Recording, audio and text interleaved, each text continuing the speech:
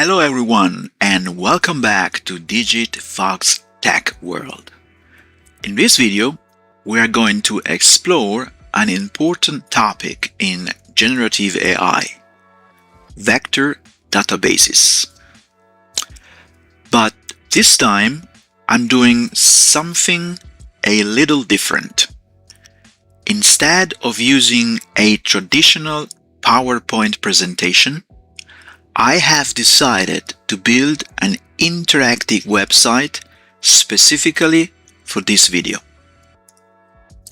So you won't only be watching the presentation, you will also be able to interact with some of the visualizations yourself and explore the concepts directly in your browser. One quick note before we start. Since I'm still running a small YouTube channel, I have a limited amount of time available for each video. So, to keep this presentation within the time limit, I'm going to read only the most important points while showing you the interactive website. There is additional information available directly on the website, so if a particular topic interests you, take your time to read through it and explore the interactive visualizations yourself. Because of the time constraint, I might move the practical Google Colab demonstration to a second video, where we can go through the implementation without rushing. So for this video, let's focus on understanding the concepts and exploring the interactive presentation. The presentation is divided into 5 themes. Theme 01 is an introduction to vector databases, and we'll compare them with traditional relational databases and look at structured and unstructured data. Theme 02 is about vector dimensions. Here, we'll use an interactive visualization to see how objects such as animals and humans can be represented as vectors in a vector space.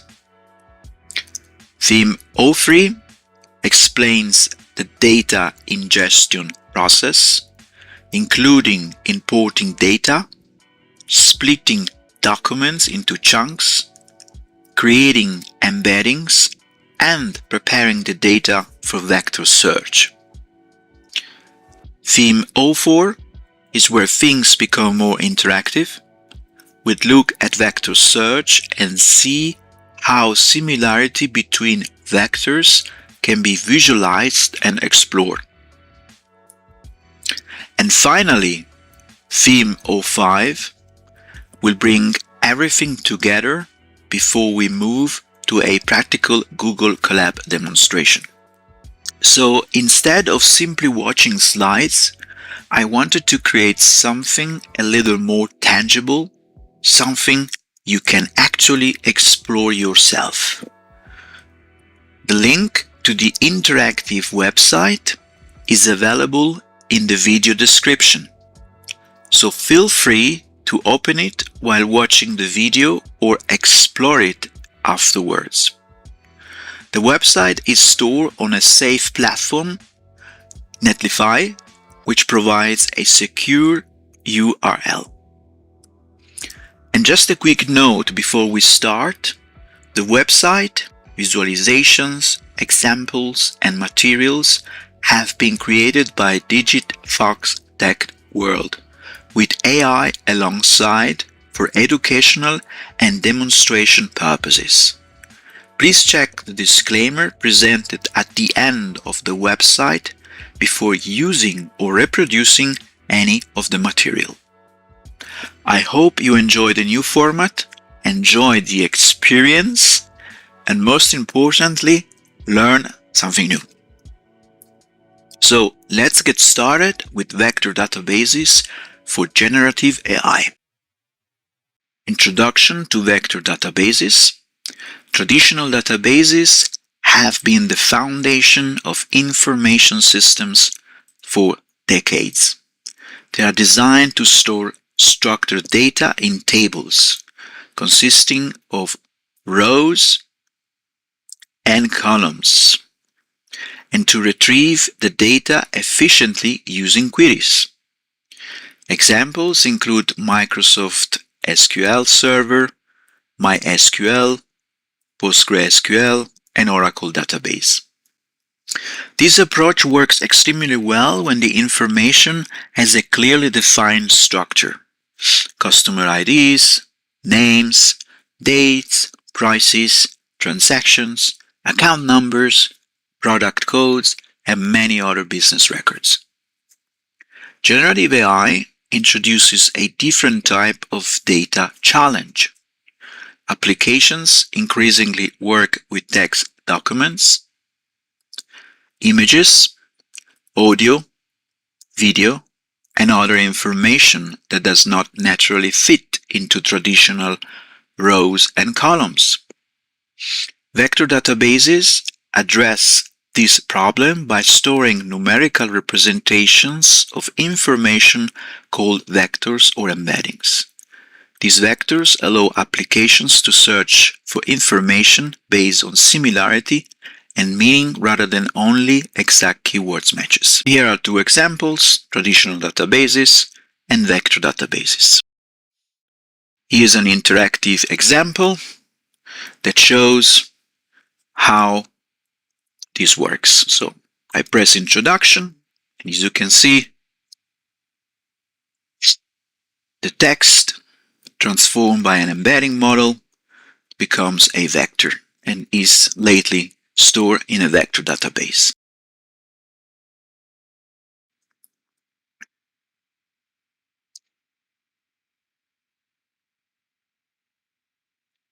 Splendid.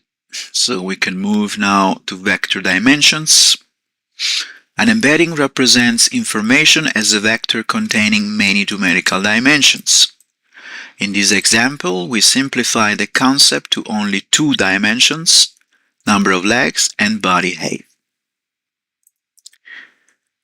A typical embedding model might use 384 or 768 or even 1536 dimensions, where each dimension captures some abstract feature learned during training.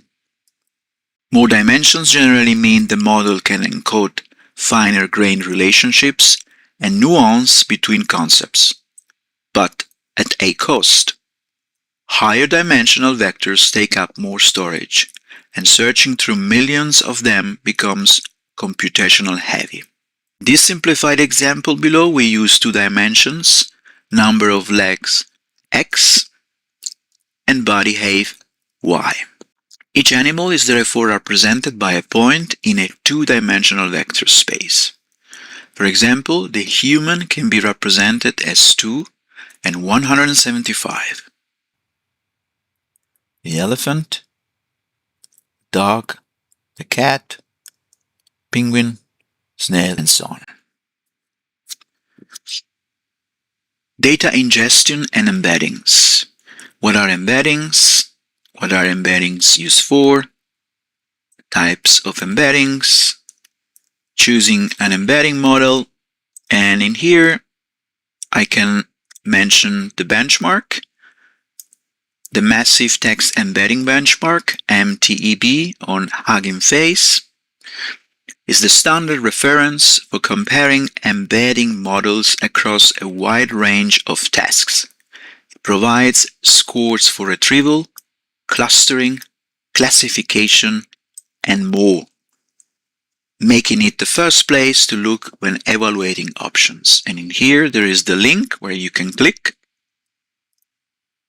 and brings you to the benchmark overview in Hugging Face. And here you can choose the right embedding model for the right task.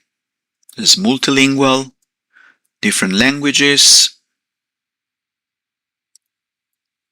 the modality, retrieval, domain, and so on. So you can have a quick look on it as well. Here, how embeddings are created. The visualization below illustrates the embedding creation process. So we have text chunks, which go through an embedding model, which transforms text chunks into dense vector representations, and those vector embeddings representations is the output.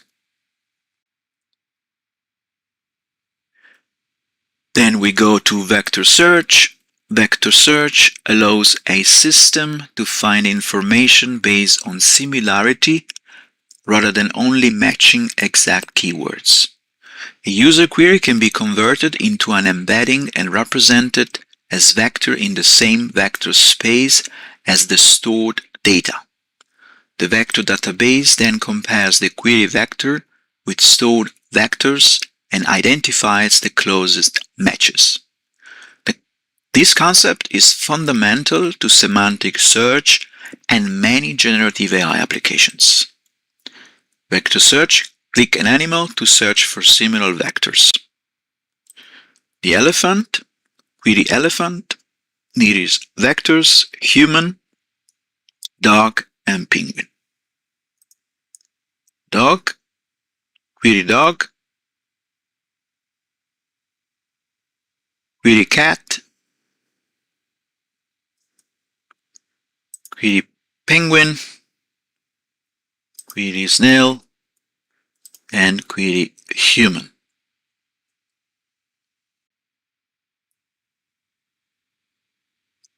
Google Colab demonstration.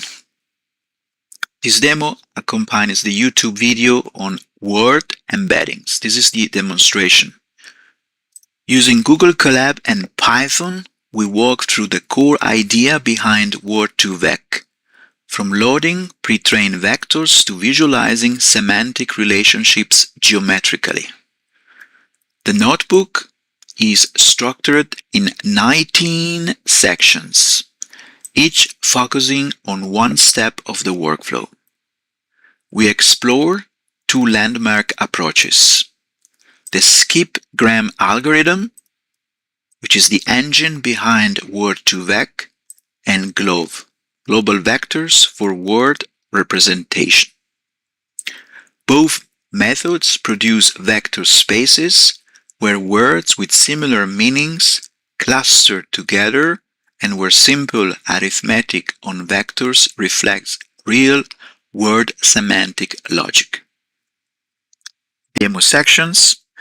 The following sections reflect the structure of the Google Colab notebooks, table of contents, the order they appear. Each section below corresponds to a cell group in the notebook. And here I invite you to read the different sections, what they mean, and so on. If you have two monitors, on one monitor you can have the website, and on the other you can watch the video and then look at the different sections. So I also invite you to read very quickly the disclaimer. The content might be viewed and used for personal learning in connection with associated YouTube video.